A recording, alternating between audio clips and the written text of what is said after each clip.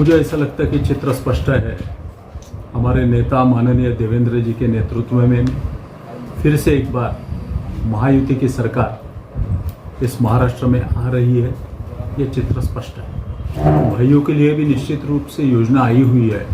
हमारे जो भाई है जो 10वीं 12वीं शिक्षित है उनके लिए 6,000 रुपये का स्टाइपेंड है, 12वीं के लिए 8,000 रुपये का स्टाइपेंड है, ग्रेजुएट के लिए 10,000 रुपये का स्टाइपेंड है।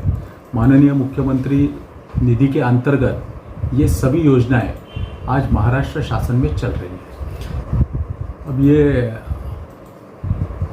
क्या बोलूँ मुझे समझता नहीं है, क्योंकि पिछले 20 वर्षों में मैं और प्रफुल्ल गुर्दे हम दोनों नागपुर महानगर पालिका के सदस्य थे। मेरे पार्टी ने मुझे स्टैंडिंग कमेटी का चेयरमैन बनाया 2 साल, 2 बार लगातार। मेरे पार्टी ने 3 वर्ष मुझे सत्ता पक्ष नेता बनाया। मेरे पार्टी ने मुझे नागपुर का सर्वोच्च पद महापौर दिया। अब उनको मैं कहाँ से पीए लगता हूँ ये मुझे आश्चर्य लगता है। उनके पास मेरे सवालों के जवाब नहीं है। मैंने उनको पहला सवाल पूछा था कि जैताड़ा का विकास क्यों नहीं हुआ।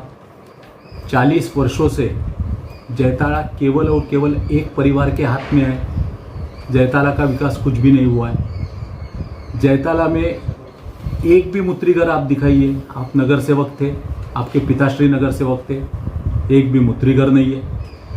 जैताड़ा में एक गार्डन नहीं है जिसमें सीनियर लोग बैठ सके, उसका जवाब दीजिए आप। मैंने उनको पूछा था कि जैताड़ा में अनेक तरुण, अनेक युवक है, लेकिन जैताड़ा में एक ग्राउंड आप दिखाइए कि जो आपने बनाया है।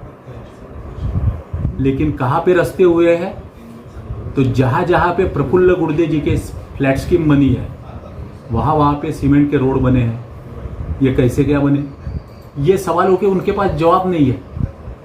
और वो तुलना करते हैं हमारे नेता माननीय देवेंद्र जी फडणवीस से, जो 21 वर्ष से आज 54 वर्ष तक राज्य के विभिन्न पदों पर जा चुके हैं। और ये इतना होने के बाद में देवेंद्र जी की ना कोई स्कूल है, ना कोई कॉलेज है, ना देवेंद्र जी बिल्डर है। जो मेरे ख्याल से प्रफुल्ल गुर्दे जी है उनके स्कूल है, उनके कॉलेजेस है। और वो बोलते हैं कि मेरी लड़ाई ये धनशक्ति से है। अब आपने जो फॉर्म में आपका एसेट भरा है वो देख लीजिए और देवेंद्र जी का देख लीजिए। किसका एसेट बताता है कि धनशक्ति किसके खिलाफ है ये लड़ाई, ये पता चलेगा। और मैं उनके साथ में इतने पदों पे रहने के बाद में उनको मैं पीए दिखता हूँ। शायद हो सकता है कि रात के समय में उन्होंने मेरे सवाल देखे होंगे, इसलिए उनको मैं पीए दिखाऊंगा। घूमने लायक तो है। जैताड़ा का हर बच्चा पूछ रहा है आज। अभी जैताड़ा में 5 साल के बाद में मटन और दारू के महापूर बहेंगे चुनाव के वक्त। वो सम्माननीय प्रफुल्ल जी के माध्यम से होते हैं। मेरे सवालों के उनके पास जवाब नहीं, इसलिए उनको मैं पीए दिखा।